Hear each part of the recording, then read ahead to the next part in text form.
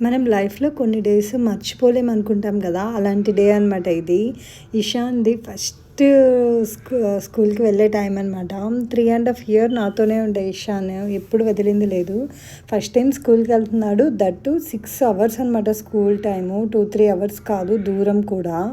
So, అందుకోసం అని చెప్పేసి నాకు ముందు 2 డేస్ నుంచి నిద్ర లేదు. ఫస్ట్ ముందు డే అయితే ఇంకా యాంగ్జైటీ, అయ్యో! ఎట్లుంటాడో ఏమో బిడ్డ అని చెప్పేసి అలానే ఉండే అనమాట.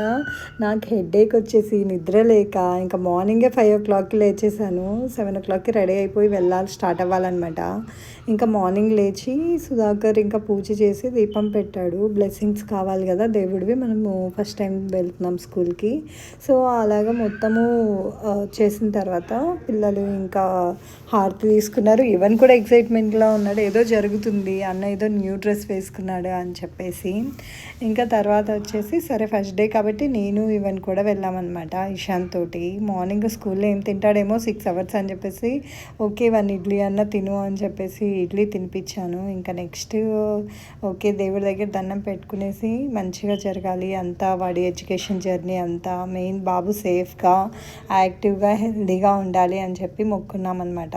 ఇంకా సో కిందకి వచ్చేసి స్టార్ట్ అయిపోయాము. మాకైతే ఈ స్కూల్కి మాకు 20 మినిట్స్ పడుతుందన్నమాట.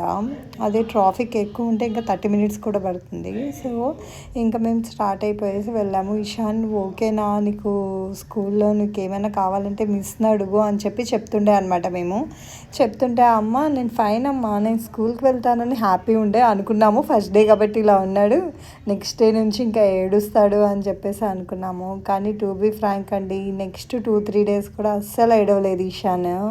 కానీ ఫుడ్, వాటర్ అయితే ఏం తినలేదన్నమాట. లంచ్ బాక్స్లోవి అవన్నీ. ఇంకా ఓకేలే, ఇంకా ఎప్పటికైనా స్కూల్కి పంపించాలి కదా అని చెప్పేసి అనుకున్నాము. నాకైతే అసలు అదే పంపించాలనే అనిపించలేదు. ఇంకో 1 ఇయర్ తర్వాత పంపిద్దామని చెప్పాను నేనకి. సుధాకర్ వచ్చేసి లేదు ఎప్పటికైనా పంపించాల్సిందే కదా అని చెప్పేసి అన్నాడు. ఇంకా చాలా హెవీ హార్ట్ తోటి మిక్స్డ్ ఫీలింగ్స్, నా బాబు కొత్త ప్రపంచంలోకి అడుగు పెడుతున్నాడు అని చెప్పేసి అనుకున్నాను అనమాట. ఇంకా వదిలేసి వస్తుంటే నాకైతే కన్నీళ్ళు ఆగలేదు. ఇంకా సుధాకర్ క్యాప్చర్ చేస్తుంటే వద్దు చేయొద్దు అని చెప్పేసి చెప్తుండే అనమాట. నేను చాలా అనుకున్నాను ఏడవద్దని, కానీ ఆగలే అనమాట.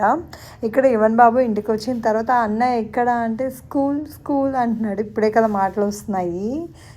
సో ఈవెన్కి అయితే పెద్ద డిఫరెన్స్ ఏం తెలియలేదు, కానీ ఇంటికి వచ్చాక చాలా బోర్ ఫీల్ అయ్యాడు అనమాట. అన్న అన్న అంటుండే. ఈవెన్ ఇంకా అలా అంటుంటే నాకు ఇంకా చాలా బాధ వేసింది అనమాట. అయ్యో అని చెప్పేసి. ఏమన్నా ప్రాబ్లం చేస్తే మన పిల్లలు ఏడుస్తున్నా స్కూల్ నుంచి కాల్ చేస్తారు వాళ్ళు.